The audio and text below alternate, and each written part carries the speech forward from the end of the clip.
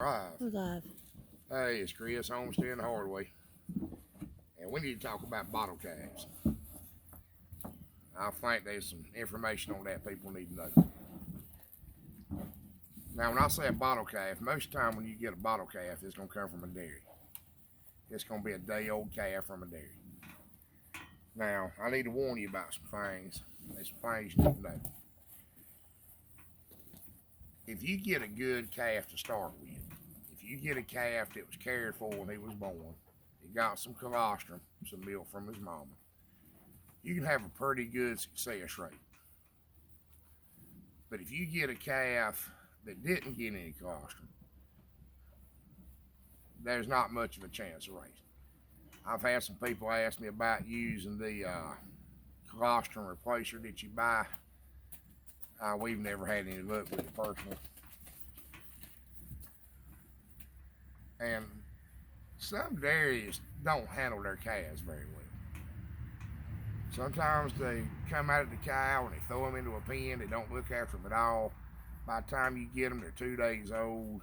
If they don't get any colostrum in the first, they really need it in the first 12 hours. If they don't get it in the first 24, it's too late. Now, we're going to make this a quick video, so just pay attention. The next thing is read the bag of milk replacer you buy very carefully. We ran into this problem the last few calves we raised ourselves. The front of the bag, which I wish I had one to show you, the front of the bag said complete calf nutrition from 1 day to 8 weeks old.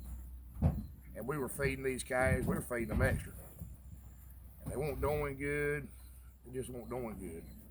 And finally, I don't know why, but I was reading the back of the bag, and it said it wasn't suitable for calves under 3 weeks old. It said something totally different on the back of the bag. You had to buy this other kind of special milk to give the 2-week-old calves. So watch out for that. The other thing is calf scours. That powdered milk's tough on the stomach. Now I'm gonna tell you what we do. Everybody probably don't do things the same way. But I mix the milk a little weak. Mix the milk a little weak. Use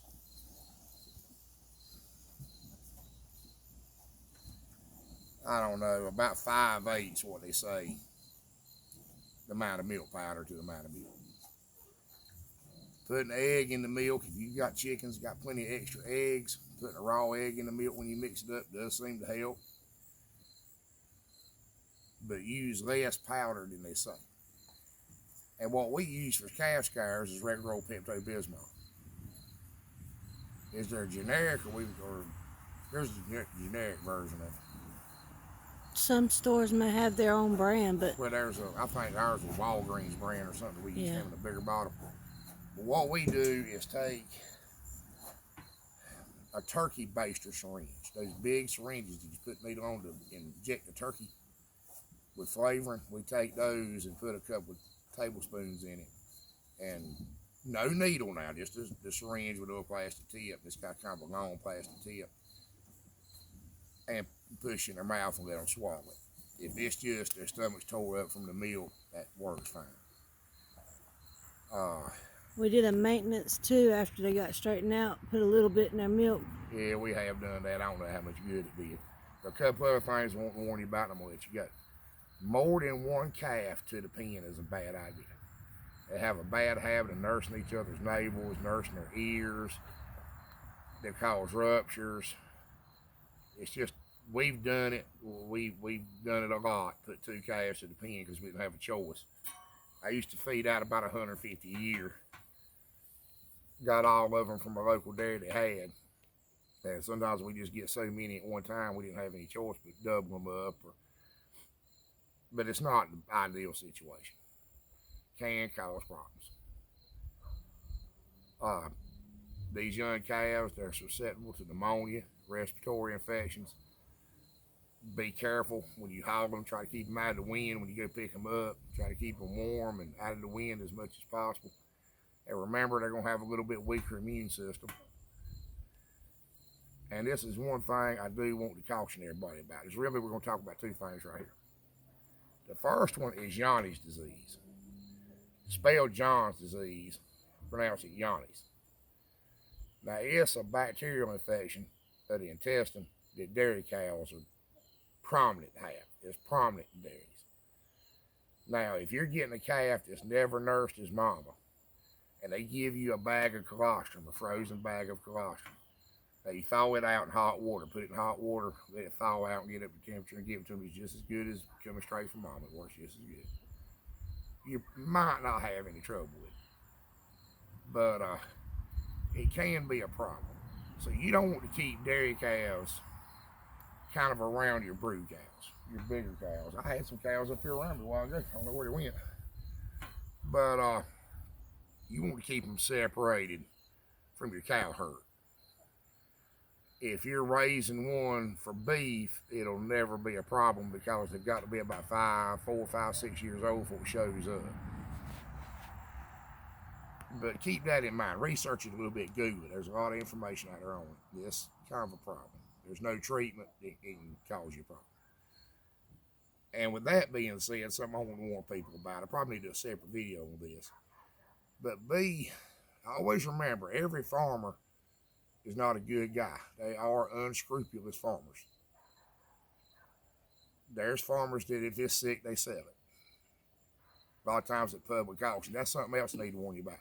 Be very mindful about buying a bottle calf from the public auction. In fact, I dead set recommend against it. Don't ever buy a bottle calf from the public auction. Because you've got a calf with a weakened immune system. That's where they dump all the ones that don't feed at all. Because honestly, some dairies snatch them out of the cow, throw them in a pen, throw them on a trailer, carry them to the auction, never bother to feed them. That's illegal in some states it's not. And you'll never raise one of them. But on a good day, a calf that was cared for when it was born, you're still taking a calf with a weakened immune system, just weakened from the trip to the auction, and putting him at the public auction with every sick animal in the county. Because some farmers dump their sick animals. They got something sick, they run it through the sale. So I don't recommend buying any bottle calf, or dairy calf, or beef calf, just an orphan. I do not recommend buying anything.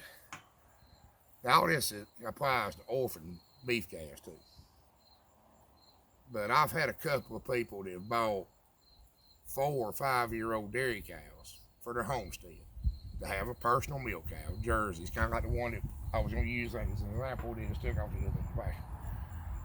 But that Yanni's disease don't show up till about 5, maybe 6. And there's some dairies that have it that will dump their 4-year-old cows. If they know it's a problem, they'll dump them when they're bred back at 4 years old to get some return. And what it does is you get them on your homestead and the Yanni shows up. And so you just bought the milk cow, you had 5 or 6 beef cows. Well, now you've infected your beef herd and you're out of the cow business because it's incurable. The only thing you do is get out of the cow business, stay out of it for a couple of years and get back in. I mean, it could be a big deal. But just some little quick stuff I thought would help you a little bit. I know a lot of people are interested in the bottle calves because they're cheap beef. And honestly, it's one of the few things we've ever done that we made some money on. I actually made good money off of bottle calves. But I had good calves to start with. I had access to calves that were cared for. And I didn't lose many. It was unusual for us to lose a calf. But the dairy I was getting them from, they left the calf with the mama. They let him nurse for a couple of days, and it was a Johnny's free herd. And they let the calves nurse for a couple of days. They milk that colostrum out and throw it away anyway, so why not let the calf have it? But every dairy doesn't do that. When that dairy shut down, because dairies are just in a bind nowadays, it's almost impossible to make any money doing it. And they shutting down, they're dropping like flies. When we quit getting calves from that dairy and switched to a different dairy, I couldn't raise a calf. They wouldn't care for them when they were born. It was just a nightmare. We gave up on it, got 20 or 30, lost 25 of them, quit messing with them. Now here, if you're in eastern North Carolina, I think the dairy at the creamery over in Snow Hill, they've got Jersey calves. And from what I've seen, everybody has really good luck with them, but they're jerseys. And not trying to make the video 45 minutes long, but I warn you a little bit about jerseys. The old wives' tale about Jersey bulls running mad at 2, there's a little bit of truth to it. Everyone I've ever had did it. About 2 years old, they get unmanageable, dangerous.